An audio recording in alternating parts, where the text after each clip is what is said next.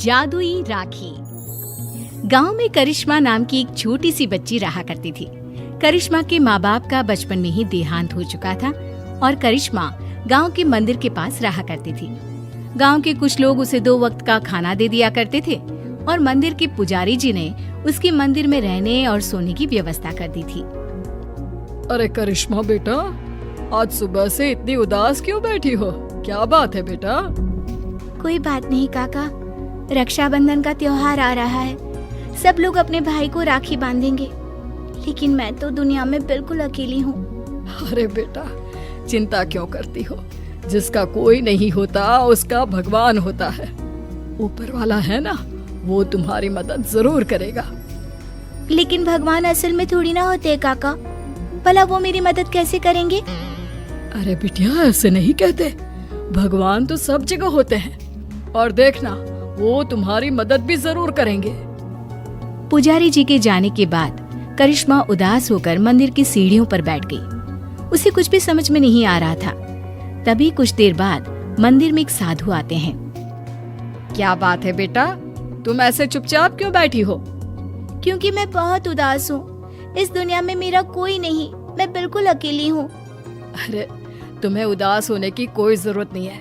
ये देखो, मेरे पास एक बहुत सुंदर फूल है। तुम इसमें धागा पिरोकर भगवान के हाथ पर राखी की तरह बांध देना। लेकिन उससे क्या होगा बाबा?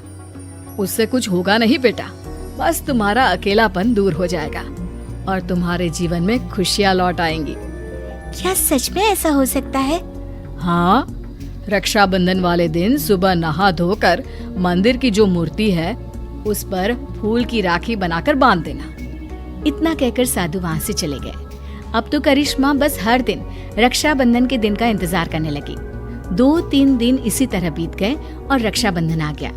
करिश्मा सुबह सुबह नहाकर उस फूल में धागा पिरोकर भगवान के मंदिर पहुंची और उसने वो राखी भगवान की मूर्ति को बांधी। ठीक उसी वक्त वहाँ पर करिश्मा से कुछ साल बड़ा एक लड़का आया और उसने अपना नाम किशन बताया। अरे करिश्मा, तुम्हारी राखी तो बहुत सुंदर है। क्या ऐसी राखी तुम मेरी कलाई पर भी बांध सकती हो? वो क्या है ना, मेरी कोई बहन नहीं है।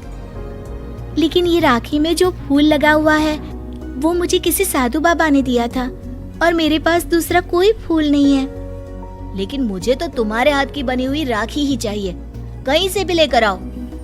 अब मैं क्या करूं? भगवान ने बड़ी मुश्किल से मेरे जीवन में किसी को भेजा है। अगर मैंने किशन को राखी नहीं बांधी तो वो नाराज होकर चला जाएगा। सोचते सोचते करिश्मा मंदिर के बगीचे में पहुंची और वहां से उसने फूलों की मदद से एक सुंदर सी राखी बनाई और मंदिर में पहुंची। ये देखो किशन, मैंने तुम्हारे लिए बहुत सुंदर राखी बनाई है। नहीं, मुझे वही राखी चाहिए जो तुमने भगवान को बांधी है। लेकिन ये कैसे हो सकता है? वो राखी तो मैं भगवान की मूर्ति को बांध चुकी हूँ। तो कोई बात नहीं, वहाँ से वो राखी उतार कर तुम मुझे बांध लो और ये जो नई राखी तुमने बनाई है वो ले जाकर भगवान को बांध दो। किशन के बार बार जिद करने पर करिश्मा ने ऐसा ही किया। जैसे ही करिश्मा ने किशन की कलाई पर राखी बांधी, देखो, अब तुम्हें मुझसे कोई गिफ्ट लेना होगा। जब भी कोई बहन अपने भाई की कलाई पर राखी बांधती है तो बदले में उसे कोई ना कोई तोहफा लेना ही पड़ता है। लेकिन मुझे तो कुछ नहीं चाहिए।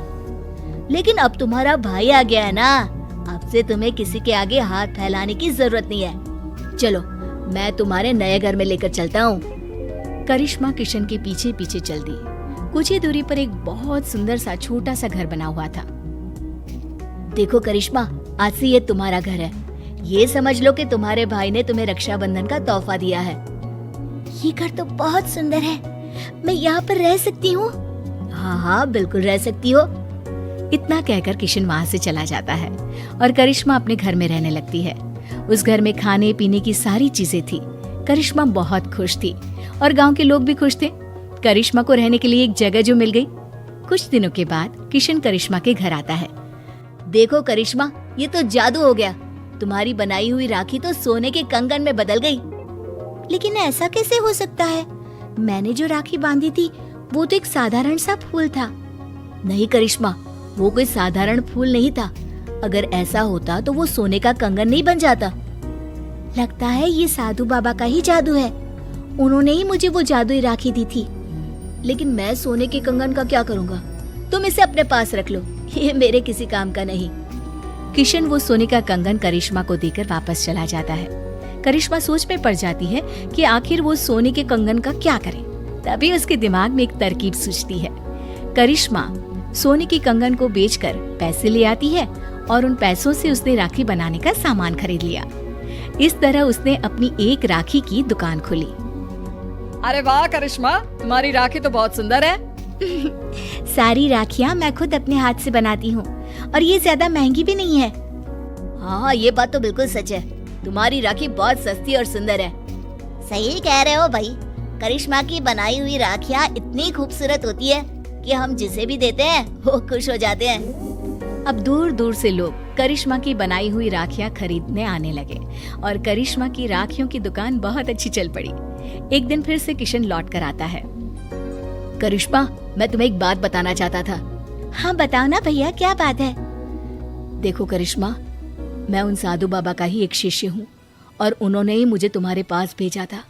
वो तुम्हारे बारे में जानना चाहते थे कि तुम कितनी ईमानदार हो, इसीलिए वो सोने का कंगन मैंने तुम्हें दिया था और तुमने उस सोने के कंगन का उपयोग एक अच्छे काम में किया है। इसलिए साधु बाबा और मैं, हम दोनों ही तुमसे बहुत खुश हैं और हम दोनों का आशीर्वाद तुम्हारे साथ है। अब आने वाले जीवन में तुम्हें किसी भी प्रकार की परेशानी का सामना नहीं करना पड़ेगा। किशन भैया, तुम्हारे जैसा भाई और साधु बाबा जैसे गुरु पाकर मेरा तो जीवन ही सफल हो गया। मेरी मदद करने के लिए बहुत बहुत धन्यवाद। आपकी दी हुई जादुई राखी ने सच में मेरा जीवन बदल दिया।